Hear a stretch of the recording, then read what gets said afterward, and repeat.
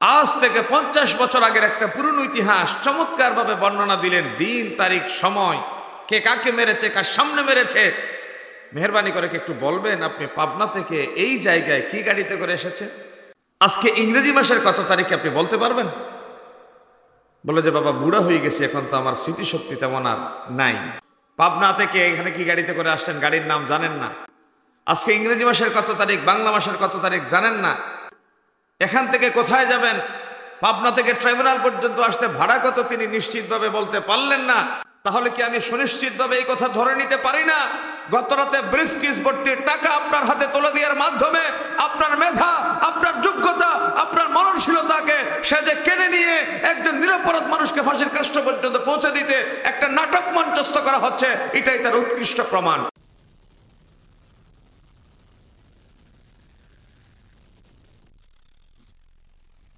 আসসালামু আলাইকুম ওয়া রাহমাতুল্লাহি ওয়া বারাকাতুহু।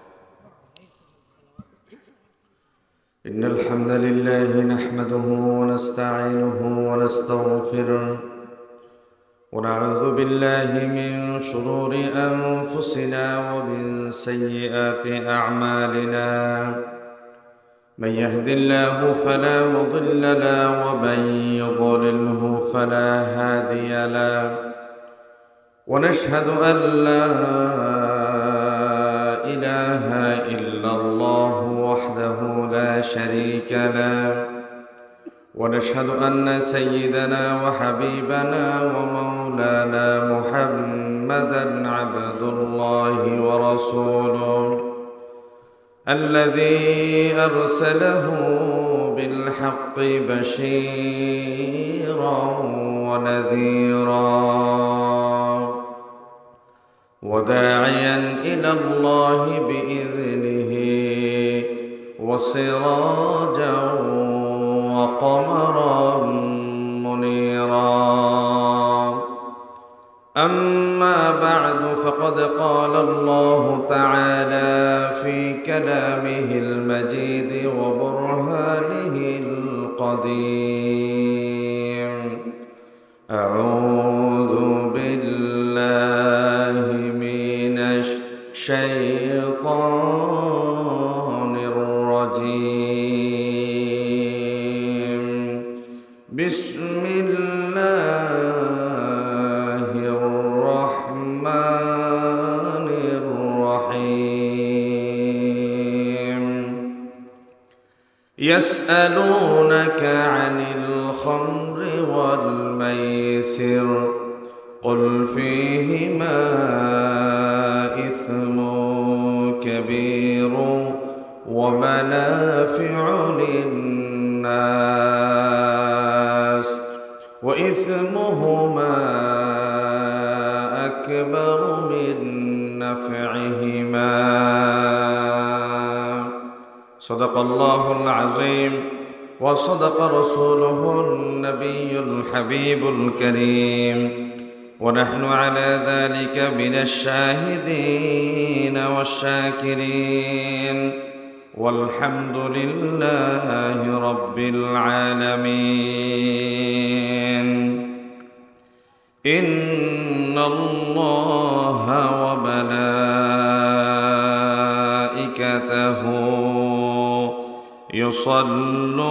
يصلون على النبي يا أيها الذين آمنوا صلوا عليه وسلموا تسليما. اللهم صل على سيدنا مولانا محمد وعلى آله سيدنا.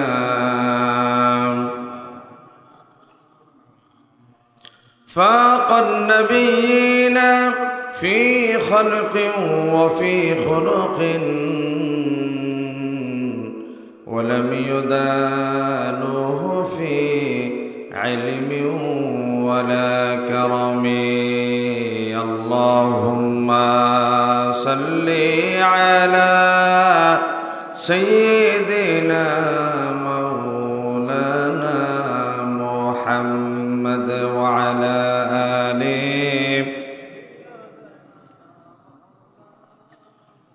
بلغ العلا بكماله كشف الدجى بجماله حسنت جميع خصاله صلوا عليه وآله بلغ العلا بكماله كشف الدجى بجماله حسنت جميع خصاله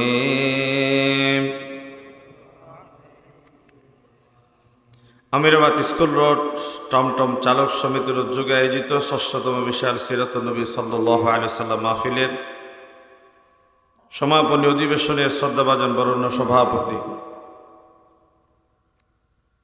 আমার সরাসরি ওস্তাদ, ছোটবেলা থেকে আন্তরিকতা, ভালোবাসা, স্নেহ, মমতা দিয়ে যিনি আমাদেরকে আজকের এই স্টেজ পর্যন্ত আসার জন্য ইহসান করেছেন, অনুগ্রহ করেছেন, পিতৃত্বের জায়গায় থেকে সন্তানের মতো যিনি ভালোবেসেছেন, অসংখ্য আলেমের ওস্তাদ, দক্ষিণ চট্টলার ঐতিহ্যবাহী উম্মুল মাদারিস চুনুকি হাকিমিয়া কামিল মাদ্রাসার সম্মানিত মুহাদ্দিস, এই এলাকার গর্বিত সন্তান, হাজার হাজার আলেমের হাদিসের শ্রদ্ধাভাজন মুহাদ্দিস, পথ প্রদর্শক জনাব আলহাজ আল্লামা হারুন রশিদ সাহেব দামাত বরকাতুহুমুল আলী, মঞ্চ উপস্থিত হযরত উলামায়ে কেরাম, পিতৃতুল্য জাতির সেরতাজ মুরব্বিয়ান আযম, সভ্যতা বিনির্মাণের কারিগর, ইতিহাস পরিবর্তনের অংশীদার সমবয়সী তরুণ যুবক কিশোর ভাইরা, পর্দার আড়ালে মা ও বোনেরা, আসসালামু আলাইকুম ওয়া রাহমাতুল্লাহি ওয়া বারাকাতুহু। আল্লাহ তাআলার শুকর এবং সুজুদ আদায় করছি, যিনি বাছাইকৃত বান্দাদের কাতারে শামিল করে আকাশের নিচে জমিনের উপরে সর্বাধিক মর্যাদাবান একটি কোরআনের প্রোগ্রামে সমবেত হয়ে কথা বলার, কথা শোনার যিনি আমাদের সুযোগ দিয়েছেন। আমরা আল্লাহর ভাষায় হৃদয় নিংড়ানো ভালোবাসা মোহাম্মত মিশ্রিত করে পড়ি আলহামদুলিল্লাহ। 5ই অগাস্টের আগে এই ধরনের একটা প্রোগ্রামের আয়োজন করা, এটা আমাদের জন্য বড় দুঃসাধ্য ছিল। 5ই অগাস্ট আমাদের আল্লাহর পক্ষ থেকে বড় একটা নিয়ামতের দরজা উন্মুক্ত করে দিল। আমাদের যুবক তরুণ শহীদ সাইদ আবু সাইদের হাত ধরে বুলেটের সামনে যখন নিজেদেরকে তারা সমর্পণ করল, আল্লাহ তাআলা কোরআনের কথা বলার জন্য এই জমিনকে আমাদের জন্য উন্মুক্ত করে দিলেন, ঠিক না? 5ই অগাস্টের আগে এই ধরনের একটা প্রোগ্রামের আয়োজন করতে গেলে একবার থানায়, আরেকবার এসপি সার্কেলের কাছে, এলাকার তথাকথিত পাতি নেতাদের ঘরে ঘরে দৌড়তে দৌড়তে মাহফিল কর্তৃপক্ষের কয়েকজনের কয়েক জোড়া স্যান্ডেলের তলা ক্ষয় করা লাগতো, ঠিক না বলেন? রব্বে করিম আমাদেরকে সেই ফ্যাসিজমের নিষ্পেষণ থেকে মুক্ত করে উন্মুক্ত পরিবেশে আল্লাহর কোরআন নিয়ে কথা বলার, কথা শোনার একটা সুন্দর নিয়ামত, একটা পরিবেশ তিনি আমাদের দিয়ে ধন্য করলেন। আমরা রবকে থ্যাঙ্কস জানিয়ে শুকর করে আবার পড়ি আলহামদুলিল্লাহ।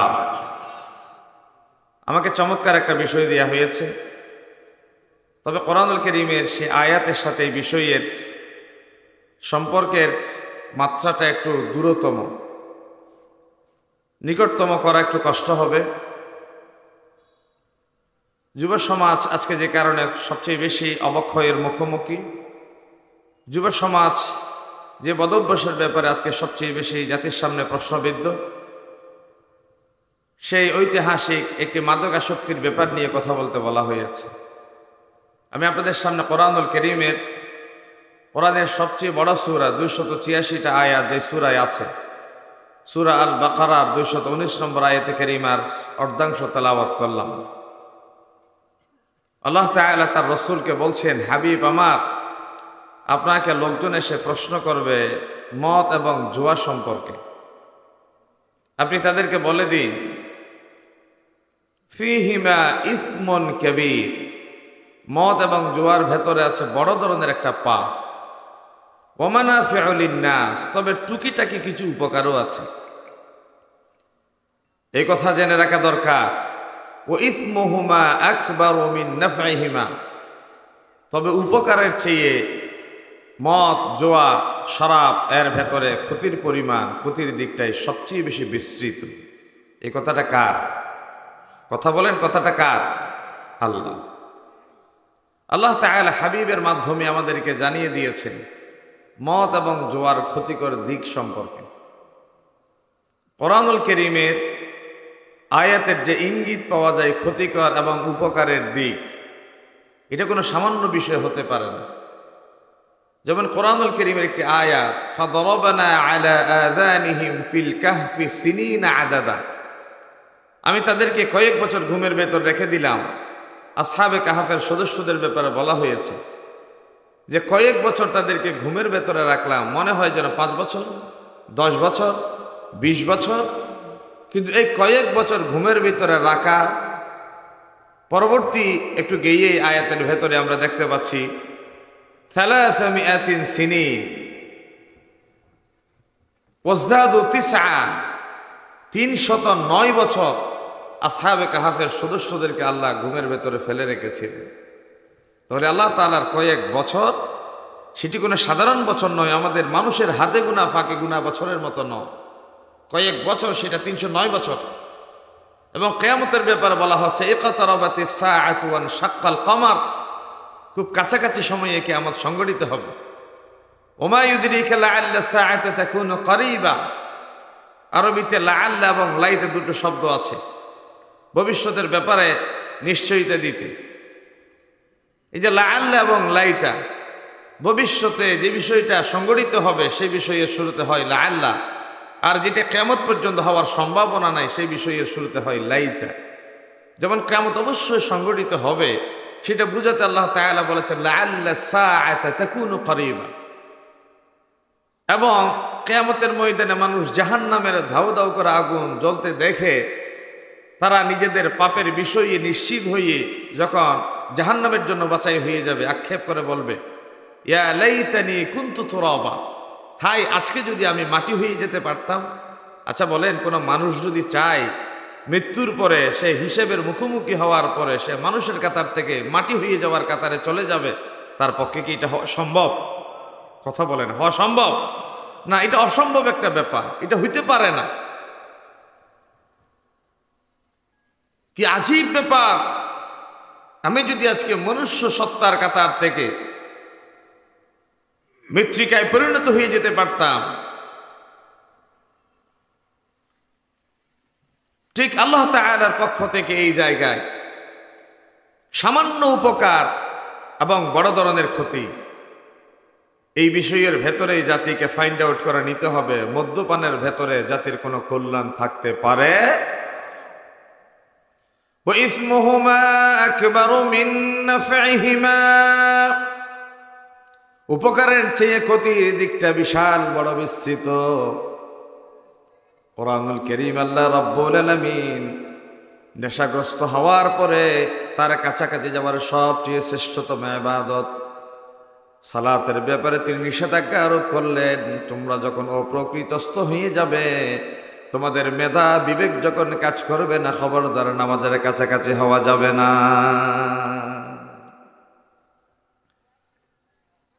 রাসূলুল্লাহ বললেন, পৃথিবীর মানুষ যখন সাজদায় যায়, আল্লাহ রাব্বুল আলামিন ফেরেশতাদের দেখি অহংকার করেন, তোমরা যাদেরকে সৃষ্টির ব্যাপারে ভেটো দিয়েছিলা তারা তো আমাকে দেখে নাই, জান্নাত দেখে নাই, জাহান্নাম দেখে নাই। আমার বান্দারা নাককে বানালো কলম, জমিনকে বানালো কাগজ। নাক নামক কলম দিয়ে জমিন নামক কাগজের উপরে তারা লিখে দিচ্ছে সুবহানা রাব্বিয়াল আ'লা। আমরা বলছি সাব্বাহতু সুবহানাক, রব তুমি মহাপবিত্র, তোমার সত্তা, তোমার বড়ত্ব ঘোষণা করছি সাজদায় গিয়ে। আর ইবাদতের ভেতরে সবচেয়ে শ্রেষ্ঠতম ইবাদতের নাম হচ্ছে সালাত, আর সালাতের ভেতরে উৎকৃষ্টতম পয়েন্ট হচ্ছে সাজদা। আর আল্লাহ তাআলা নেশাগ্রস্ত অবস্থায় বনি আদমকে নিষেধ করছে, তোমরা সালাতের কাছে যাইও না, লা তাকরাবুস সালাহ ওয়া আনতুম সুকারা।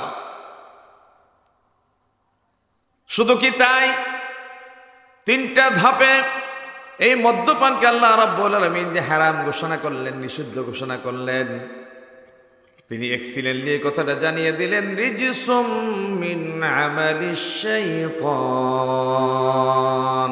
এটা কোনো মানুষের কাজ হতে পারে না, মোমেনদের কাজ তো বহুত দূরের কথা, এটা তো শয়তানের কাজ। মদ পান করা কার কাজ? কথা বলেন, মদ পান কার কাজ? জুয়া খেলা কার কাজ? শয়তানের কাজ। ভাগ্য নির্ণয়কারী শখ, মদ্যপান, জুয়া, এটা রিজসুম মিন আমালিশ শাইতান। আল্লাহ তাআলা বলছে এটা মানুষের কাজ নয়, এটা শয়তানের কাজ। আর শয়তানকে আমি অতি গুরুত্বপূর্ণ কথাগুলো আমি একেবারে ছোট ছোট করে বলে যাব। আমি সময় দিব 9:30 থেকে 9:40 পর্যন্ত। প্রচন্ড জ্যামের কারণে আসলে আসতে দেরি হয়ে গিয়েছে। লোহাগাড়া সমিতির আমাদের আরো একটা প্রোগ্রাম থাকার কারণে খুবই গুরুত্বপূর্ণ কথাগুলো আমি অহেতুক কথা ছাড়া মূল পয়েন্টগুলো আমি আপনাদের সামনে আলোচনা করার চেষ্টা করব। আমার ওস্তাদকে পেয়ে আসলে আমার গলার পানি শুকিয়ে গেছে। নিজেকে খুব সৌভাগ্যবান মনে হচ্ছে আজকে। জীবনে কোনো সময় আসলে ওস্তাদদের পাশে রেখে এভাবে কথা বলার খুব কম সময় সুযোগ হয়েছে।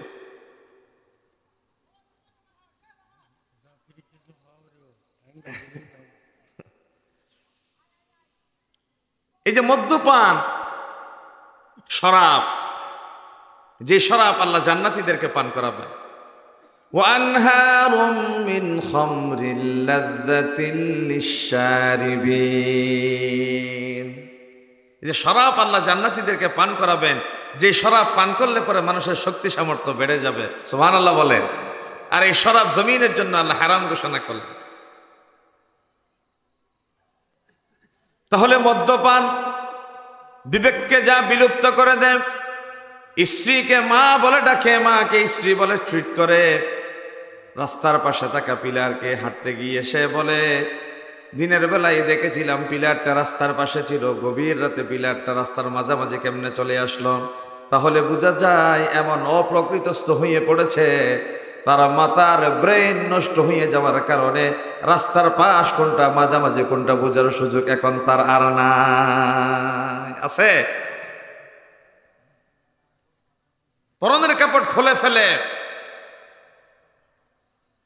পরের ঘরের দরজায় গিয়ে ধাক্কাধাক্কি করে, মানুষের সম্পদ ভাঙচুর করে। সুস্থ বিবেকবান মানুষ রাস্তার ধারে পড়ে থাকে। কোরআনুল কারীম আল্লাহ রাব্বুল আলামিন বলেন, ওয়ালাকাদ যারা'না লিজাহান্নামা কাসীরাম মিনাল জিন্নি ওয়াল ইনস। জিন্নাত এবং ইনসানের ভেতর থেকে কাউকে কাউকে আল্লাহ জাহান্নামের কীটে পরিণত করবেন। তারা কারা? লাহুম কুলুবুন লা ইয়াফকাহুনা বিহা ওয়া লাহুম আ'য়ুনুন লা ইউবসিরুনা বিহা ওয়া লাহুম আযানুন লা ইয়াসমাউনা বিহা উলাইকা কাল আন'আমি বাল হুম আযাল উলাইকা হুমুল গাফিলুন। এই মানুষ যাকে বলা হয় সৃষ্টির শ্রেষ্ঠ জীব, আশরাফুল মাখলুকাত, সৃষ্টির শ্রেষ্ঠ জীব আশরাফুল মাখলুকাত, যার সৃষ্টির ইতিহাস বর্ণনা করতে গিয়ে আল্লাহ একবার নয়, দুইবার নয়, 4 বার শপথ করলেন। কোরআনুল কারীম আল্লাহ রাব্বুল আলামিন বলেন, ওয়াত-তিনি ওয়াজ-যাইতুনি ওয়া তুরি সিনিন ওয়া হাযাল বালাদিল আমিন। তিনের শপথ, জাইতুনের শপথ, সিনাই পর্বতের শপথ, নিরাপদ মক্কা নগরীর শপথ। আওয়াজ দিয়ে বলবেন কয়টা শপথ? 4টা শপথ। আমরা মানুষের কাছে ট্রাস্ট এবং বিশ্বাস তৈরি করতে গিয়ে পরস্পরের কাছে শপথের মাধ্যমে কথাটা তৈরি করি, বুঝিয়ে দিই, উপস্থাপন করি। কিন্তু আল্লাহ রাব্বুল আলামিনের কাছে এমন কি অভাব রয়ে গেল, তিনি শপথ করে একটা মেসেজ দিবেন আমাদের সামনে। মুফাসসিরিনে কেরামরা বললেন, আল্লাহর কাছে কোনো বিষয়ের ঘাটতি আছে, এই জন্য আল্লাহ শপথ করেননি। আল্লাহ 4 বার শপথের পরে এর পরবর্তী যেই বিষয়ের অবতারণা করবেন সেই বিষয়ের গুরুত্ব বোঝানোর জন্যই শপথ করলেন। পরবর্তী যেই বিষয়ের অবতারণা করা হচ্ছে সেই বিষয়ের প্রতি মানুষ যেন কান খাড়া করে শুনে, মাথা উঁচু করে দেখে। আমার হুজুর যদি এখন বলে, তোমরা দাঁড়াও, আমি একটি গুরুত্বপূর্ণ কথা বলছি, আমি কি তোমাদেরকে একটু গুরুত্বপূর্ণ বিষয়ের সংবাদ দিব না? তার মানে কি এর আগের কথাগুলো কম গুরুত্বপূর্ণ ছিল? না, দৃষ্টি আকৃষ্ট করার জন্য কথাটা মাঝে মধ্যে বলি আমরা। ঠিক আল্লাহ আলোচ্য বিষয়ের গুরুত্ব বোঝানোর জন্য 4 বার শপথ করে তিনি কি বললেন? লাকাদ খালাকানাল ইনসানা ফি আহসানি তাকওয়িম। সবচেয়ে সুন্দর, সর্বাধিক মর্যাদা দিয়ে, শেকেল দিয়ে, সূরত দিয়ে বনি আদম রে পাঠালাম। আল্লাহু আকবার। সবচেয়ে সুন্দর, শ্রেষ্ঠতম অবয়ব বনি আদমের। কোরআনুল কারীমের সূরা বনি ইসরাঈলের দিকে দৃষ্টি দিলাম। আল্লাহ তাআলা বলছেন, ওয়ালাকাদ কাররামনা বনি আদম ওয়া হামালনাহুম ফিল বাররি ওয়াল বাহর ওয়া রাযাকনাহুম মিনাত তাইয়্যিবাতি ওয়া ফাদ্দালনাহুম আলা কাসীরিম মিম্মান খালাকনা তাফদীলা। আমি এই জমিনে সর্বাধিক সম্মান এবং মর্যাদা দিয়ে বনি আদমকে সৃষ্টি করলাম। সুবহানাল্লাহ বলে। তাহলে আল্লাহর সৃষ্টি তত্ত্ব বর্ণনা করছেন এখানে। সৃষ্টির ভেতরে মধ্যমণি হচ্ছে মানুষ। নবী করিম সাল্লাল্লাহু আলাইহি ওয়াসাল্লাম একবার সাহাবায়ে কেরামদেরকে দিয়ে বক্তব্য দিচ্ছেন, হঠাৎ তিনি দাঁড়িয়ে গেলেন। সাহাবায়ে কেরামরা জিজ্ঞাসা করলেন, ইয়া রাসূলুল্লাহ, আপনি কেন দাঁড়ালেন? বলে যে ওই যে দূরে দেখা যায় একটা লাশ নিয়ে কিছু মানুষ হেঁটে যাচ্ছে। সাহাবায়ে কেরামরা বললেন, ইয়া রাসূলুল্লাহ, সে তো ইহুদি। আল্লাহর পয়গম্বর তাদেরকে প্রশ্ন করলেন, আলাইসাত নাফসান, সে ইহুদি হোক, খ্রিস্টান হোক, মুসলিম হোক, সে কি মানুষ নয়? সে কি মানুষ নয়? তিনি দাঁড়িয়ে গেলেন। তার মানে মনুষ্যত্বের মর্যাদার জন্য রাসূলুল্লাহ দাঁড়িয়ে গেলেন। আর মানুষের মর্যাদার কথা বলে সূরা বনী ইসরাঈল আল্লাহ আয়াত নাজিল করলেন। আর মানুষের শ্রেষ্ঠতম সৃষ্টির ব্যাপারে আল্লাহ কোরআনের 4 বার শপথ করলেন। তাহলে মানুষ সৃষ্টির ইতিহাস আল্লাহ কত চমৎকার করে বর্ণনা করলেন, গুরুত্বপূর্ণ বিষয় হিসেবে উপস্থাপন করলেন। এই মানুষ আবার তার স্বকীয়তা, তার ব্যক্তিত্ব, তার পার্সোনালিটি যখন সে সরে যায়, তখন তার অবস্থান কোথায় যায় তার ব্যাপার বর্ণনা করতে গিয়ে আল্লাহ বলেন, সুম্মা রাদাদনাহু আসফালা সাফিলিন। মানুষ যখন তার অবস্থান থেকে সরে যায়, তখন তার অবস্থান আশরাফুল মাখলুকাতের পর্যায়ে থাকে না। আল্লাহ রাব্বুল আমিন বলেন, উলাইকা কাল আনআমি বাল হুম আদাল উলাইকা হুমুল গাফিলুন। চুপ আছে, দেখে না, শরিয়া বহির্ভূত বিষয়ের দিকে দৃষ্টি দেয়, কানাচে শোনে না। শেফালি ঘোষের গান শুনে, মমতাজের গান শুনে, আজান দিলে মসজিদে যাওয়ার বিপরীতে বাজারে চলে যায়। এমন মোমেন আছে না নাই? হেডফোন লাগিয়ে দেয়, কি শুনে 24 ঘন্টা খোদাই ভালো যাবে। চুক আছে, দেখে না, ঠিকই দেখে, কান আছে শুনে না, ঠিকই শুনে। কাল্ব আছে, বুঝে না, ঠিকই বুঝে, কিন্তু কি বুঝে জানে না, কি শুনে জানে না, কি দেখে জানে না। আল্লাহ রাব্বুল আলামিন তাদেরকে গালি দিয়ে বললেন, তারা তো মানুষ নয়, প্রাণীদের ভেতরে চতুষ্পদ জন্তু। আবার বললেন, গালিটা শুদ্ধ হয় নাই বোধহয়, বালহুম মাদল, চতুষ্পদ জন্তুর চেয়ে আমি নিকৃষ্টদের কাতারে পাঠিয়ে দিলাম।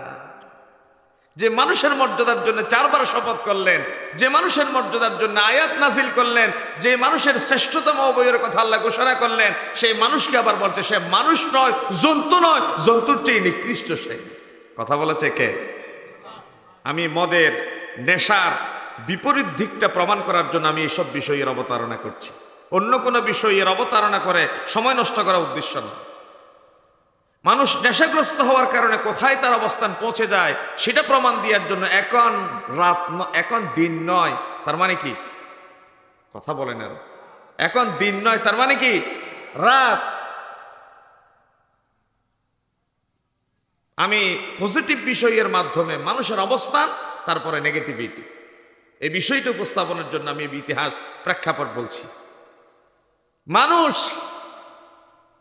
সৃষ্টির সেরা জীব, মানুষ মর্যাদাবান সৃষ্টি, মানুষ যাকে আল্লাহ 2টো অপশন দিলেন, ইম্মা শাকিরান ওয়া ইম্মা কাফুরা। হয় শুকর গুজার বান্দাদের কাতারে যাও, অথবা কুফরির ভেতরে শামিল হয়ে যাও। ওয়াহাদাইনাহুন নাজদাইন, তোমার সামনে দুটো রাস্তা খুলে দিলাম।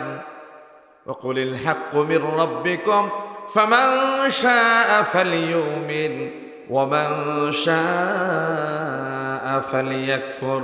নবী হে আমার বলে দিন, রবের পক্ষ থেকে সত্য সুন্দর ন্যায় ইনসাফের কথা এসে গেল।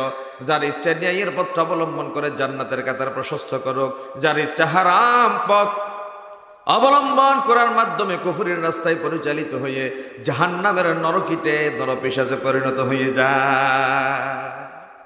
আকল দিমাগ আল্লাহ কেবল মানুষকেই দিলেন। মানুষকে আকল দেওয়ার মাধ্যমে নফস, মানুষকে আল্লাহ ইচ্ছা শক্তি এটা 3 ভাগে বিভক্ত করে দিলেন। কয় ভাগে? 3 ভাগে। নাম্বার 1 নফসে আম্মারা, নফসে লওয়ামা, নফসে মুতমাইন্না।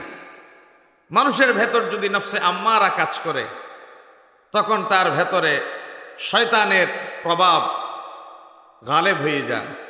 সে দেখতে মানুষের মতো মনে হয়, ক্ষুধা পেলে খায়, তৃষ্ণার্ত হলে পান করে, যৌবনের তাড়নায় বিয়ে শাদী করে, কিন্তু আসলেই সে মানুষ নয়, সে জন্তুর চেয়ে নিকৃষ্ট। ঠিক না? কেমনে বুঝলাম?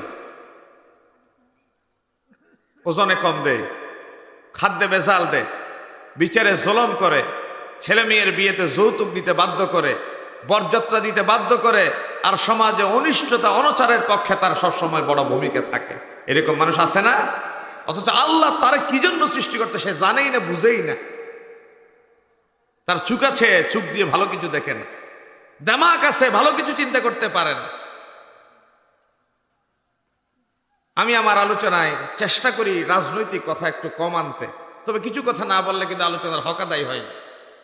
এই যে বিচারপতি শামসুদ্দিন মানিক, বাংলাদেশের সর্বোচ্চ বিচারালয়ের অ্যাপিল ডিভিশনের একজন বিচারপতি, আল্লামা দেলোয়ার হোসেন সাঈদ রহমাতুল্লাহ আলাইহির ব্যাপারে টকশোতে শেষে স্পষ্টতই বলে দিল, আমি তার হত্যার ফাঁসির রায় দিয়েছি, আমি তার ডেথ পেনাল্টি দিয়েছি, এবং দম্ভ ভরে বলেছে এই মানুষের ভেতর যদি ন্যূনতম দিমাগ থাকতো, আকল থাকতো, আল্লাহ যাকে বলেছেন কলবে সেলিম, এর ন্যূনতম অনুভূতি যদি তার ভেতরে থাকতো, এই মানুষটা যিনি 50-52 বছর কোরআনের তাফসীর করলেন, এই মানুষটাকে তিনি ফাঁসির রায় দিতে পারতেন।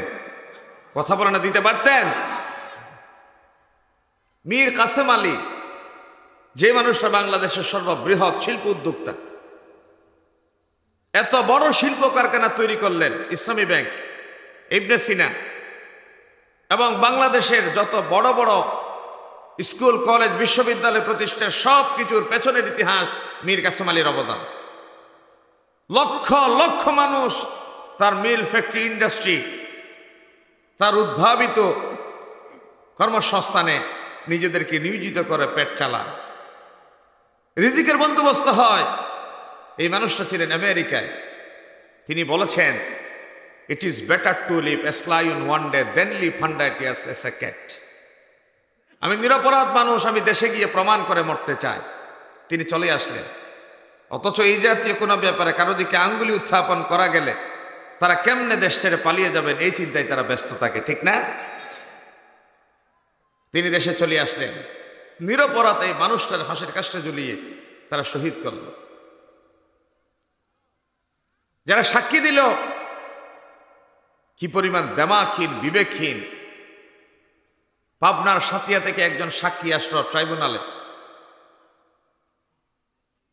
প্রসিকিউটররা তাদেরকে জেরা করছে এইভাবে, আপনি কোত্থেকে আসলেন? আমি পাবনা থেকে আসলাম।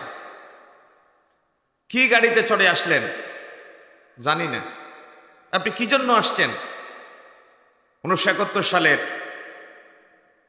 30 আগস্ট সন্ধ্যাবেলায় রহিমউদ্দিনের বাড়ির 2য় তলায় তমুকের সামনে তমুককে এই মানবতা বিরোধী অপরাধী নিজের হাতে শুট করে 2 জন মানুষকে মেরে ফেলতে আমি দেখেছি, এবং এই ব্যাপারে সাক্ষী দিতে এসেছি। সাল 1971, বার সোমবার। কার বাড়িতে? রহিমউদ্দিনের। সময় সন্ধ্যায়। বেশ ভালো তো, আপনার এই বয়সও মেধা বেশ প্রখর। বলছে, হ্যাঁ আমার মেধা ভালো। আচ্ছা বলেন বাবা, আজ থেকে 50 বছর আগের একটা পুরনো ইতিহাস চমৎকারভাবে বর্ণনা দিলেন, দিন, তারিখ, সময়, কে কাকে মেরেছে, কার সামনে মেরেছে। মেহেরবানি করে কি একটু বলবেন আপনি পাবনা থেকে এই জায়গায় কি গাড়িতে করে এসেছে? বলে যে বাবা গাড়ির নামটা তো আমি দেখি নাই। আজকে ইংরেজি মাসের কত তারিখে আপনি বলতে পারবেন? বলে যে বাবা বুড়া হয়ে গেছি, এখন তো আমার স্মৃতিশক্তি তেমন আর নাই। আজকে বাংলা মাসের কত তারিখ? বলে যে তাও আমি জানি না। এখান থেকে কোথায় যাবেন? বলে যে আমাকে যেখানে নিয়ে যায়।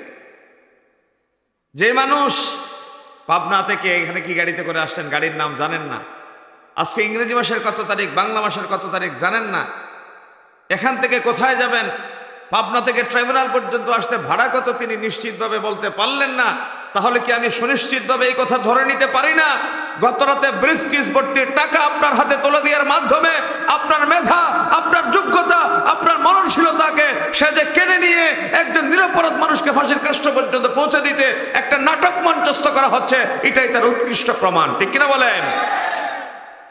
উলাইকা কাল আনআম বাল হুম আদল। মানুষ নয়, নিকৃষ্ট জন্তু, জানোয়ারের চেয়ে আরো। আল্লাহ তাআলা তাদেরকে বলছেন সৃষ্টির উৎকৃষ্টতার পর্যায়ে তোমাদেরকে দিয়েছিলাম, কিন্তু তোমরা ম্যানার, ব্যক্তিত্ব, শাখসিয়ত, পার্সোনালিটি এভাবে নষ্ট করে দিলা, মানুষের কাতারে তোমার ঠিকানা নেই, তুমি এখন নেমে গিয়েছো পশুর চেয়ে আরো নিম্ন পর্যায়ে। আল্লাহ তাআলা মক্কার প্রথম যুগে ডাক দিলেন ইয়া আইয়ুহান নাস, তারপরে ডাক দিলেন ইয়া আইয়ুহাল্লাযীনা আমানু, তারপরে বললেন ইয়া আইয়ুহাল কাফিরুন, তারপরে ঘোষণা করল মুমিনদের, কাফেরদের, নাসের পরে মুনাফিকদের একটা তালিকা। মুনাফিক কারা? নফক শব্দ থেকে টানেল, সুড়ঙ্গ, যার দুটো মুখ আছে, এদিকে আক্রমণ করলে পর ওদিকে চলে যায়, এদিকে আক্রমণ করলে ওদিকে চলে যায়। তাজিদুনা শাররান নাসি যাল ওয়াজহাই, মানুষের ভিতরে সবচেয়ে নিকৃষ্ট মানুষ তারা যারা নীতি বিবর্জিত দ্বিচারিতা আচরণ নিয়ে জমিনে বসবাস করে, যাদের আকল কাজ করে না, দিমাগ কাজ করে না। তারা গভীর রাতে মোমেনদের সাথে গিয়ে বলে আমি তোমার সাথে আছি। মোমেনদের সাথে স্বার্থ শেষ হলে আবার কাফেরদের সাথে গিয়ে আতাত করে বলে মোমেনদেরকে ধোঁকা দিলাম, ঠকালাম, আমরা তো আছি আসলে তোমাদের সাথে। এরকম দ্বিচারিতা নীতি নিয়ে চলে সমাজে, আছে না নাই? এই কাফের এবং মুনাফিকদের শাস্তির ব্যাপারে আল্লাহ কোরআনের আয়াত দিচ্ছেন বাশশিরিল মুনাফিকিনা বিআন্না লাহুম আযাবান আলীমা, তাদের জন্য আছে ভয়ঙ্কর যন্ত্রণাদায়ক শাস্তি। কাফের এবং মুনাফিকদের শাস্তির ব্যাপারে আল্লাহ রাব্বুল আলামিন কোরআনুল কারীমের একটা জায়গায় এই দুই দলকে একত্রিত করে তিনি বললেন ইন্নাল্লাহা জামিউল মুনাফিকিনা ওয়াল কাফিরিনা ফি জাহান্নাম জামিআ। জাহান্নামের তল গহ্বরে মুনাফিক এবং কাফেরদেরকে আল্লাহ একত্রিত করবে। এই আয়াতে কাফেরদের আগে মুনাফিকের নাম আল্লাহ মুকদ্দম করেছে। কাফেরদের আগে মুনাফিককে উল্লেখ করেছেন, কারণ একটা গর্ত খনন করলেন, এই গর্তটা আপনি কিছু পাথর দিয়ে ভরাট করবেন। আপনি প্রথম একটা পাথর নিক্ষেপ করলেন, second, third, fourth, fifth, six, seventh, 8, 9, 10 এভাবে করে করে আপনি পাথর দিয়ে এই গর্তটা ভরাট করবেন। যেই পাথরটা সকলের আগে ফেললেন, বাকি পাথরটা ফেলার সাথে সাথে এই পাথরটা কি নিচে থাকবে নাকি উপরে থাকবে? নিচে থাকবে। এই যে মুনাফিকদের ভয়ঙ্কর পরিণতির কথা বলতে গিয়ে আল্লাহ বললেন ইন্নাল মুনাফিকিনা ফি দারকিল আসফালি মিনান নার। যার ভিতরে দিমাগ থাকে না, আকল থাকে না, হোশ থাকে না, জ্ঞান থাকে না, বিবেক থাকে না, সে হচ্ছে মুনাফিক, সে হচ্ছে জাহান্নামের সর্বনিম্ন পর্যায়ে নিকৃষ্ট জীবে পরিণত। কথা কার? মানুষ যখন মদ্যপান করে, মানুষ যখন বিবেকহীন হয়ে যায়, তখন তার ভেতরে হিতাহিত জ্ঞান থাকে না। উইলিয়াম হান্টার বলেছে আরবের সামাজিক চিত্র সম্পর্কে যদি আমাকে কেউ জিজ্ঞাসা করে, আমি তাদেরকে 3W এর ভেতরে আরবের সামাজিক চিত্রের কথা উপস্থাপন করি। Number 1 war, number 2 women, and number 3 wine. আরব সমাজে তারা যুদ্ধ ছাড়া কিছু বুঝতো না। আরব সমাজে নারীদেরকে ভোগ্য পণ্য মনে করা ছাড়া কিছু চিন্তা করতে পারতো না। আরব সমাজে তারা মদ্যপান করা ছাড়া কোনো কিছু ভাবতে পারত না। উইলিয়াম হান্টার আরবের সামাজিক চিত্রের একটা ইতিহাস তিনি এভাবে করে উপস্থাপন করলেন। আজ আধুনিকতার দোহাই দিয়ে আমরা আজ থেকে ১৫০০ বছর আগে জাহিলিয়াতের গড্ডালিকা প্রবাহে যেই সমস্ত গুণাগুণ নিয়ে মানুষ নিজেদেরকে ভাসিয়ে দিয়েছিল তার অন্যতম একটি ছিল মদ্যপান, যা আমাদের সমাজের যুবকদের এখন আদর্শ পরিণত হয়েছে, ঠিক না? মানুষ নেশা করে খেলতে খেলতে, মানুষ নেশা করে হাসতে হাসতে, মানুষ নেশা করে নিজেদেরকে বড়ত্ব জাহির করতে। সিগারেট, ফেন্সিডিল, ইয়াবা, বাবা, গাঁজা, শরাব, নানাবিধ মস্তিষ্ক বিকৃতকারী উপাদান। 5 স্টার হোটেল, 3 স্টার মানের হোটেল, এয়ারপোর্টে সুসজ্জিত অবস্থায় রাখা হয় অ্যালকোহল সংযুক্ত পানি। মানুষ কেন নেশাগ্রস্ত হয়? আমি এতক্ষণ যা বললাম এটা নেশাগ্রস্তের, মানুষ যখন নেশাগ্রস্ত হয়ে যায় তখন তার অবস্থান স্বাভাবিক থাকে না, সে সমাজচ্যুত হয়ে যায়, ব্যক্তিত্বহীন হয়ে যায়, সে মানুষের ভেতরে নিকৃষ্ট জীবে পরিণত হয়ে যায়। এই কথাটাই আমি এতক্ষণ আপনাদেরকে বললাম। এখন বলতে চাই মানুষ কেন নেশাগ্রস্ত হয়। মানুষ নেশাগ্রস্ত হওয়ার কিছু উপাদান আপনাদের সামনে পেশ করছি। নাম্বার 1, আমাদের সমাজে পানি যেভাবে আজ সহজলভ্য, মাদক তেমনি সহজলভ্য। মাদকের সহজলভ্যতা নেশাগ্রস্ত হওয়ার অন্যতম কারণ।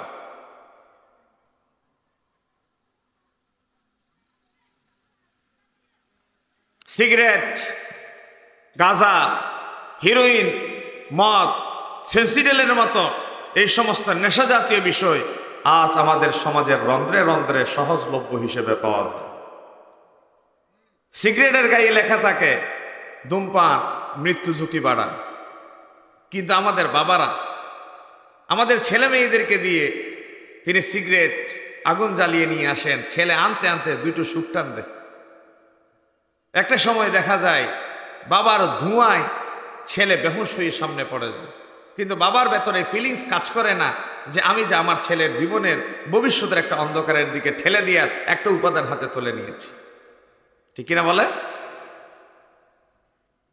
অনেক সময় সিগারেট খাওয়া মানুষের পাশ দিয়ে যাওয়ার সময় যারা সিগারেট ধূমপান করে না তাদের একটা অসহনীয় মাত্রা কাজ করে। এখানে আমি কোন বিদ্ভুট একটা পরিস্থিতির মুখোমুখি হলাম।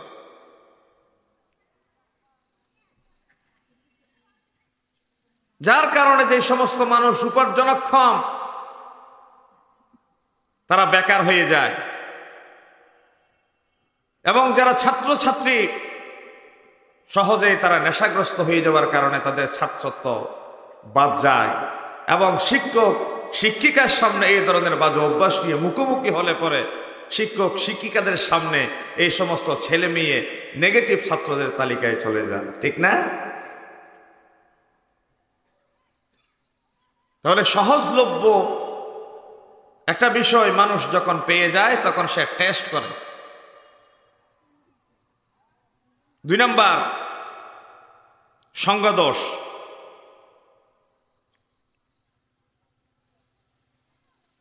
সঙ্গদোষে লোহা ও বাসা একটা কথা বলে। আমি গত জুমা এবং এর আগের জুমা ধারাবাহিক শুধু সঙ্গদোষের ব্যাপারে একটা আলোচনা করছিলাম। সঙ্গদোষ কি? কোরআনুল কারীম আল্লাহ তাআলা বলেছেন, ইয়া আইয়ুহাল্লাযীনা আমানুত্তাকুল্লাহা ওয়া কুনু মা'আস সাদিকিন, আই ওয়া কুনু মা'আস সালিহিন। ও ডু ইউ বিলিভার্স, তোমাদের যাদের ভেতরে আল্লাহর ভয় আছে, ঈমান আছে, আল্লাহকে ভয় করো এবং সৎসঙ্গ অবলম্বন করো। ভালো মানুষদের সাথে সঙ্গ নাও, সাহচর্য লাভ করো, কারণ সঙ্গ দোষে লোহাও ভাসে। যে যার সাথে সঙ্গে থাকে আলমারু মা'a মান আহবাবতা, বিশ্বনবী বললেন যে যারে ভালোবাসে তার সাথে তার হাসর নসর হবে। রাসূলের একজন সাহাবী আসলেন, তিনি জিজ্ঞাসা করলেন, ইয়া রাসূলুল্লাহ, ইয়া হাবিবাল্লাহ, কিয়ামত কখন সংঘটিত হবে? রাসূলুল্লাহ জবাব দিলেন না। আবার প্রশ্ন করা হলো, ইয়া রাসূলুল্লাহ, কিয়ামত কখন সংঘটিত হবে? তিনি জবাব দিলেন না। তৃতীয়বারে প্রশ্ন করলেন, ইয়া রাসূলুল্লাহ, কিয়ামত কখন সংঘটিত হবে?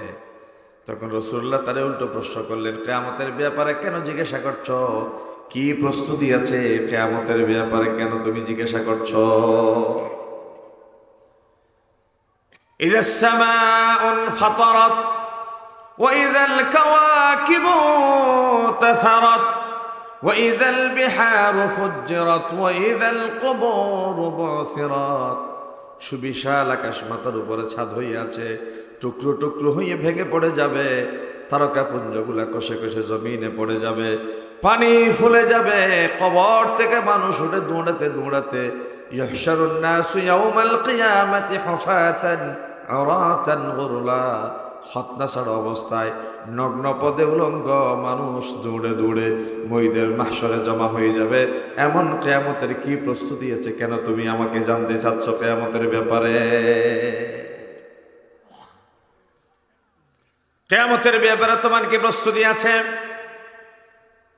ওই সাহাবী জবাব দিলেন, ইয়া রাসূলুল্লাহ, ইয়া হাবিবাল্লাহ, আমার কোনো বড় প্রস্তুতি নাই, তবে একটা দৌলত আমি সাথে রেখেছি, আল্লাহর পয়গম্বর এবং আল্লাহ রাব্বুল আলামিনের ভালোবাসা কলিজার ভেতরে মজবুতভাবে স্থান দিয়েছি।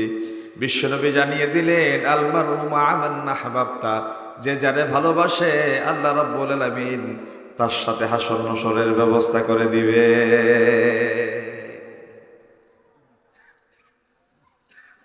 এবং সাহাবায়ে কেরামরা 570 খ্রিস্টাব্দের আগের ইতিহাস যদি আপনারা ঘেটে দেখেন, যারা ছিল মরুচারী বেদুইন, যারা খেতে জানতো না, পড়তে জানতো না, মেহমানদারি জানতো না, যারা ছিল নারীর সতীত্বের জম, ওই সমস্ত মরুচারী বেদুইন ডাকাতি, দস্যুতা, লুটতরাজে যারা অভ্যস্ত ছিল, নবী হত্যা করতে যাওয়ার মতো দুঃসাহস হয়ে মাথা উঁচু করে দাঁড়িয়েছিল।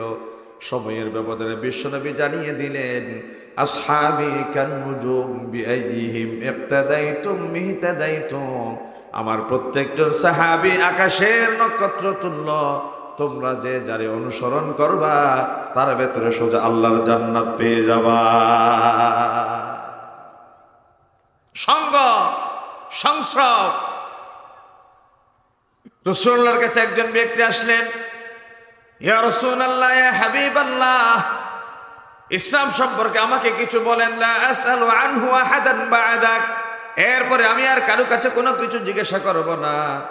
রাসূলুল্লাহর সংস্পর্শে আসছেন, সঙ্গে আসলেন, তিনি জিজ্ঞাসা করলেন, রাসূলুল্লাহ জবাব দিলেন, আমানতু বিল্লাহি সুম্মা ইসতাকিম, আল্লাহর প্রতি ঈমান রাখো এবং এর প্রতি ইস্তেকামত থাকো, আল্লাহ রাব্বুল আলামিন এর মাধ্যমে তোমাকে সফলতার রাস্তায় তুলে দিবে।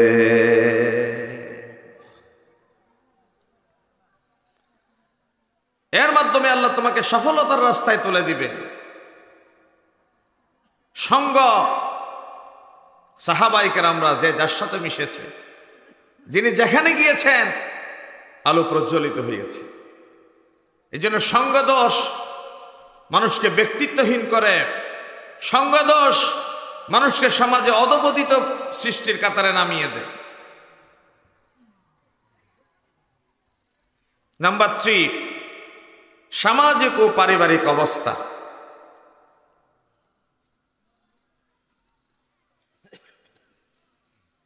নব্বই শতাংশের অধিক কিশোর কিশোরী তারা পরিবারের সাথে থেকে জীবন গঠন করে, আর পরিবারের একটা চাপ, পরিবারের একটা প্রভাব ছেলে মেয়েদের উপর অটোমেটিক্যালি কাজ করে। আর পরিবারে যদি এই ধরনের কোনো নেগেটিভিটি থাকে, অটোমেটিক এই প্রভাবে সন্তান নিজেদের জীবনকে ভাসিয়ে দেয়। আর আমরা, একজন হিন্দু তার গুরু পৈতে সাথে নিতে, একজন হিন্দুর গুরু, একজন খ্রিস্টানের গুরু ক্রস রাখতে,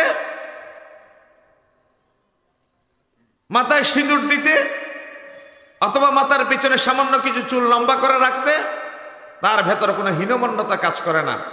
কিন্তু একজন মুসলমানের বাচ্চা তার মুখে দাড়ি রাখতে, মাথায় টুপি দিতে, গায়ে লম্বা জামা পড়তে, তার ভেতরে মাঝে মধ্যে জঙ্গি জঙ্গি একটা মনোভাব কাজ করে, ঠিক না?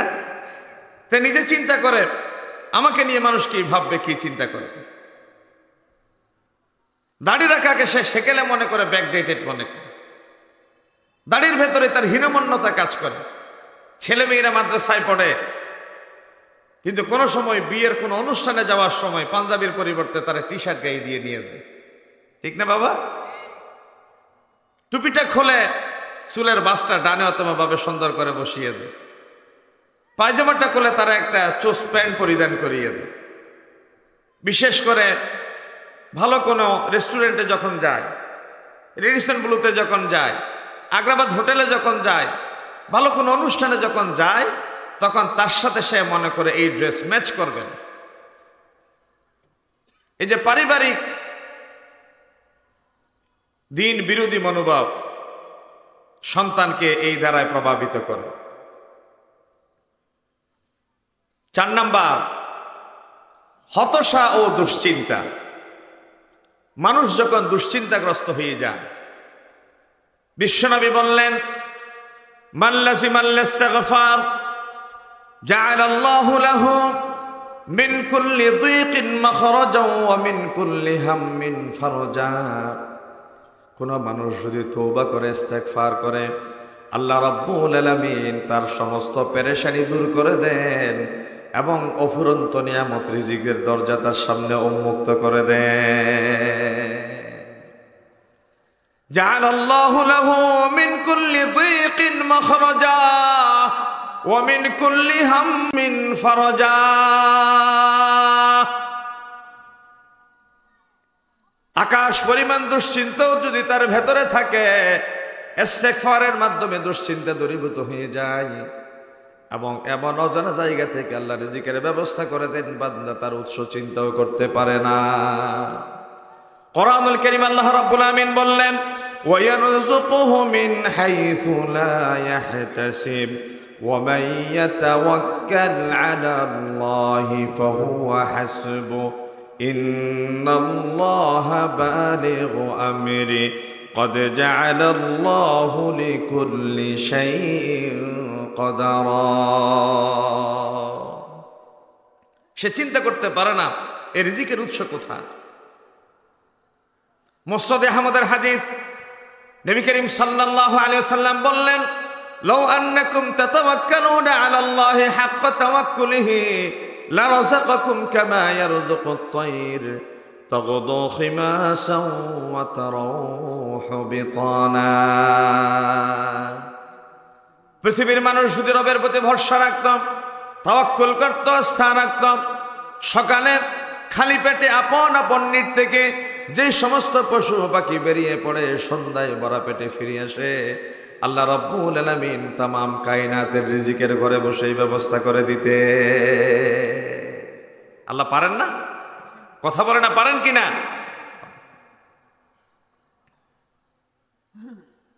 রিজিকের ব্যবস্থা হয়ে যেত যদি বান্দা রবের উপর ভরসা করত, তাওয়াক্কুল করত। কিন্তু শয়তান আমাদেরকে ভবিষ্যতের ভরসা দেয়। টাকা জমাও, ছেলে মেয়েদের জন্য ভবিষ্যৎ বিনির্মাণ করো। তুমি যেভাবে এক কাপড়ে পৃথিবীতে বড় হয়েছ, তোমার ছেলে হয়তো নাও পারতে পারে, এমন ভবিষ্যতের ভয় দেখিয়ে শয়তান আমাদেরকে পাপের দিকে জড়াতে বাধ্য করে, পাপের দিকে পা বাড়াতে ফোর্স করে। কারণ এই শয়তান আমাদের মা বাবাকে জান্নাত থেকে উলঙ্গ করে বের করেছে। ইয়া বানি আদম লা ইয়াফতিনান্নাকুমুশ শাইতানু কামা আখরাজা আবাওয়াইকুম মিনাল জান্নাতি ইয়ানজি'ু আনহুমা লিবাসাহুমা লিয়ুরিয়াহুমা সাওআতিহিমা। যে শয়তান মা বাবাকে জান্নাত থেকে উলঙ্গ করে বের করেছে, তার পরবর্তী প্রজন্মকে শয়তান সম্মানের আসন দিবে, এটা বনি আদম কেমনে মনে করে? শয়তান কি আমাদের বন্ধু না দুশমন? বলেন, বন্ধু না দুশমন? কারণ মা বাবাকে জাহান্নাম থেকে উলঙ্গ করে বের করেছে, আর শয়তান তার সন্তানদেরকে সম্মান দিবে, এটা কি মেনে নিয়ে যায়? এই জন্য আল্লাহ রাব্বুল আলামিন বারবার একটা বিষয় প্রশ্ন করেছেন, আলাম আ'হাদ ইলাইকুম ইয়া বানি আদম আল্লা তা'বুদুশ শাইতান আমি কি তোমাদেরকে ওয়াদা করি নাই, তোমাদের থেকে প্রতিশ্রুতি নিই নাই শয়তানের পদাঙ্ক অনুসরণ করা যাবে না, সে তোমাদের প্রকাশ্য দুশমন, আর যে তোমাদের মা বাবার দুশমন সে তো তার সন্তানের দুশমন হবে। এটা তো যুক্তি বলে দে, যুক্তি বলে না, যুক্তি বলে দে। তাহলে 4 নাম্বার বললাম হতাশা ও দুশ্চিন্তা। মানুষ যখন দুশ্চিন্তাগ্রস্ত হয়ে যায়, যেমন পরিবারের ভেতরে যখন সেপারেশন হয়, যুবকেরা যখন চাকরি পায় না, পারিবারিক অশান্তিতে ভোগে, তখন সে মনে করে আপাতত যদি অ্যালকোহল নেয়, মদ্যপান করে, গাঁজা সেবন করে, নেশাগ্রস্ত হয়ে পড়ে, কিছুক্ষণ সে নিজেকে রাজা রাজা ভাবে, কিছুক্ষণ সে নিজেকে ফ্রি ফ্রি মনে করে। অথচ এই সাময়িক কিছুক্ষণ ফ্রি ফ্রি ভাবার ভেতরে তার পুরো ভবিষ্যৎ যে অন্ধকারের ভেতরে চলে যাচ্ছে সে চিন্তাও করতে পারে।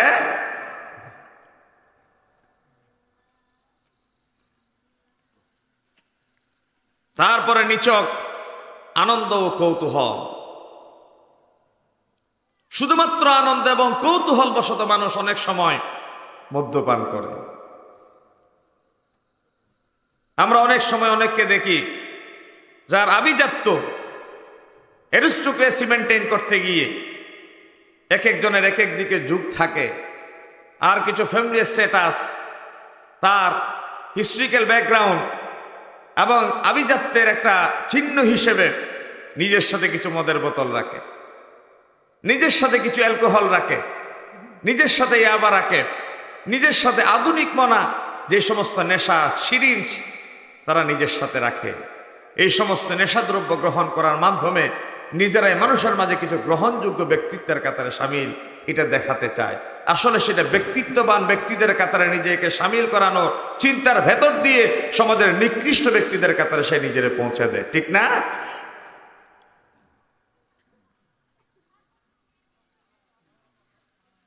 কুল্লু মুস্কিরিন খামার, প্রত্যেক মস্তিষ্ক বিকৃতকারী জিনিসই হচ্ছে খামার। আর এই খামারকে আল্লাহ রাব্বুল আলামিন হারাম ঘোষণা করলেন। কোরআনুল কারীমের ভিতর তিনি বললেন, ইন্নামাল খামরু ওয়াল মাইসিরু ওয়াল আনসাবু ওয়াল আজলাম রিজসুম মিন আমালিশ শাইতানি ফাজতানিবুহু লাআল্লাকুম তুফলিহুন। এই কাজ এটা মানুষের কাজ নয়, রিজসুম মিন আমালিশ শাইতান, এটা শয়তানের কাজ। আওয়াজ দিয়ে বলে এটা কার কাজ? শয়তানের কাজ, এটা মানুষের কাজ নয়। মানুষ এই ধরনের কাজ করতে পারে না। আল্লাহ রাব্বুল আলামিন নবী মুহাম্মদুর রাসূলুল্লাহ সাল্লাল্লাহু আলাইহি ওয়াসাল্লামের মাধ্যমে সমস্ত হুকুম আহকাম তিনি জমিনে পাঠালেন। কোরআনুল কারীমের ভেতরে যত আয়াত এসেছে, যত হুকুম আহকাম এসেছে, জিবরিল আমিন দিয়ে পাঠালেন। একটি মাত্র হুকুম আল্লাহ রাব্বুল আলামিন জিবরিল দিয়ে না পাঠিয়ে মুহাম্মদুর রাসূলুল্লাহ সাল্লাল্লাহু আলাইহি ওয়াসাল্লামকে এই মাসে তিনি আরশ আজিমে মেহমান বানিয়ে নিয়ে গেলেন। খাদিজাতুল কুবরা রাদিয়াল্লাহু তাআলা আনহা প্রিয়তমা স্ত্রী আর তার চাচা আবু তালেব একই সাথে ইন্তেকাল করলেন কাছাকাছি সময়ে। ইতিহাস বেত্তারা যে মাসকে আমুল হযন, চিন্তার বছর বলে অভিহিত করেছেন। আল্লাহ রাব্বুল আলামিন জমিনের সংসব থেকে বিশ্বনবীরে আরশ আজিমে মেহমান বানিয়ে নিয়ে গেলেন, কাছাকাছি বসালেন। কোরআনুল কারীম আল্লাহ রাব্বুল আমিন বললেন, ফাকানা কাবা কাউসাইনি আও আদনা ফাআওহা ইলা আবদিহি মা আওহা। মুহাম্মদ সাল্লাল্লাহু আলাইহি ওয়াসাল্লাম এবং আল্লাহ এত কাছাকাছি বসলেন, দুই ধনুক এবং আরো কাছাকাছি সময় কথা বললেন। অনেক সময় ওখানে গেল, কেউ কেউ বলেছে 27 বছর সময় ওই জায়গায় অতিবাহিত হয়ে গেল। 27 বছর সময়ের ভেতরে আল্লাহ তাআলা এবং তার হাবিবের ভেতরে কথোপকথনের একটা পর্যায় আল্লাহ তার হাবিবকে বললেন, নবী আমার আপনার হাতটা প্রসারিত করুন। উবসুত ইয়াদাক, হাতটা প্রসারিত করলেন এবং তিনি নিয়ামত দিয়ে ধন্য করলেন। 50 ওয়াক্ত নামাজ। সেই নামাজ নিয়ে রাসূলুল্লাহ ফিরে আসবেন, লম্বা ইতিহাস। 45 ওয়াক্ত কমিয়ে 5 ওয়াক্তে নির্ধারণ করা হলো। এই 5 ওয়াক্ত নামাজ নবী করিম সাল্লাল্লাহু আলাইহি ওয়াসাল্লাম জমিনে এসে সাহাবা ইকরামদেরকে বললেন, সল্লু কামা রাআইতুমুনি উসাল্লি। আল্লাহ আমাকে হাতে হাতে দিয়েছেন, যেমনি আমাদের ছেলে মেয়েরা যারা বিদেশে থাকে তারা যখন দেশে আসে তার রুমমেট, প্রতিবেশী, আপনজনেরা তার হাতে একটা লাগেজ দে, একটা ব্যাগ দে, কাগজের কাপড়ের পোটলা দে, বলে তুমি এটা আমার বাবার হাতে দিবা, মায়ের হাতে দিবা। কিন্তু এয়ারপোর্টে যখন ইমিগ্রেশন ক্রস করতে যায় তখন বলে, বন্ধু ছোট্ট আর একটু কষ্ট দিবা, আবদার করছি।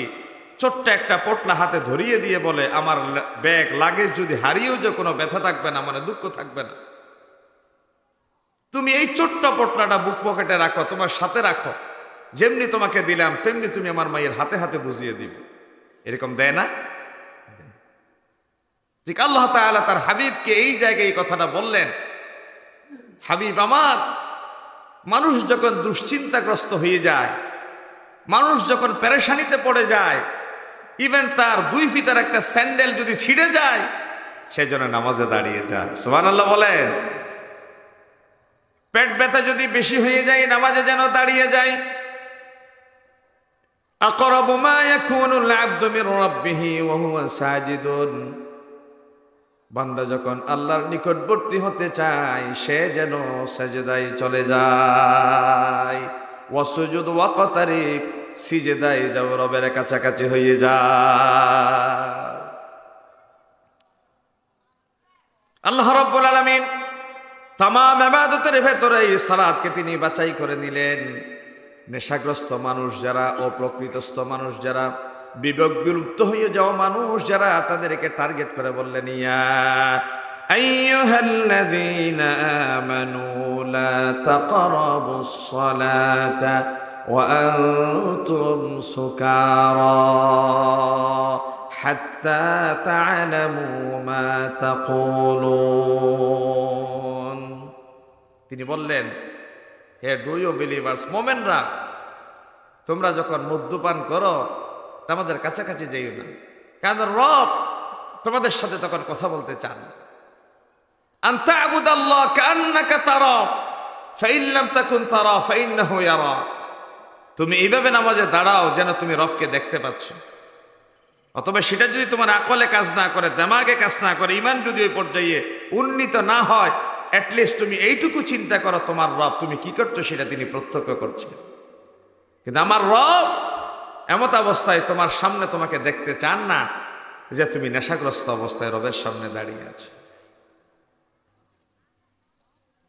নেশা করলে প্রজন্ম নষ্ট হয়ে যায়, নেশা করলে মানুষের মেধা বিলুপ্ত হয়ে যায়, নেশা করলে সন্তান উৎপাদনের সক্ষমতা হারিয়ে যায়, নেশা করলে মানুষের শরীর স্বাভাবিক কাঠামোতে থাকে না। নেশা করা মানুষ তার পরবর্তী অসুস্থ হয়ে গেলে মেডিসিনে তার ভেতরে কাজ করে না, ফুসফুস, লাংস ক্যান্সারে আক্রান্ত হয়ে যায়। আর নেশাগ্রস্ত মানুষ যদি সমাজে থাকে, এটা ক্যান্সারের মতো ধীরে ধীরে ব্যাধি ছড়ায়। যুবকেরা কোনোভাবেই যদি তার নেশার নাগাল পায়, একটা সময় গিয়ে এটা সংক্রমিত হয়ে পুরো সমাজ পর্যন্ত পৌঁছে যায়। একটা সময় সমাজ এটা কলঙ্কিত সমাজে পরিণত হয়, ঠিক না?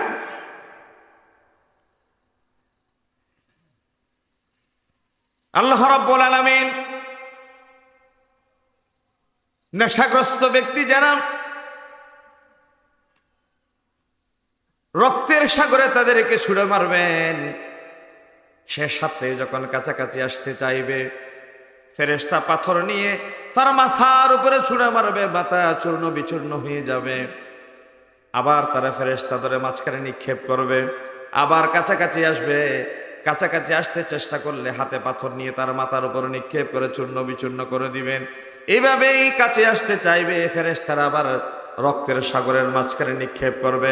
আল্লাহ রাব্বুল আমিন বললেন, ইন্না শাজারাতাজ যাক্কুমি তাআমুল আথীম কাল মুহলি ইয়াগলি ফিল বুতুন কাগলিল হামিম খুযূহু ফা'তিলূহু ইলা সাওয়াইল জাহিম।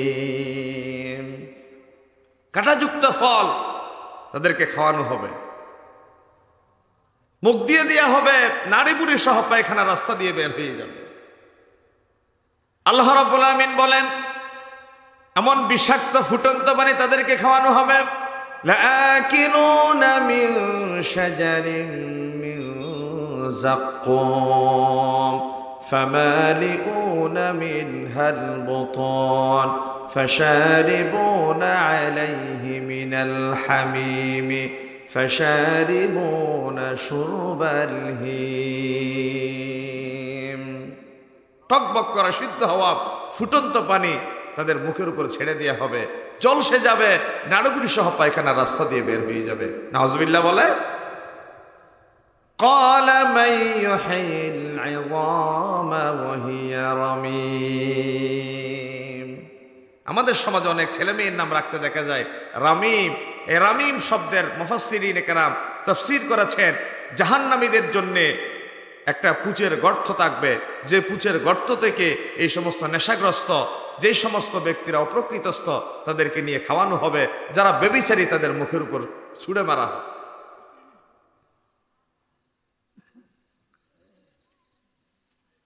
এই নেশা বংশ বিলুপ্ত করে দেওয়ার উপাদান, এই নেশা যৌবন নষ্ট করার হাতিয়ার, এই নেশা সমাজচ্যুত করার একটা উপাদান, এই নেশা মানুষের গ্রহণযোগ্যতা হারিয়ে যাওয়ার একটা মাধ্যম।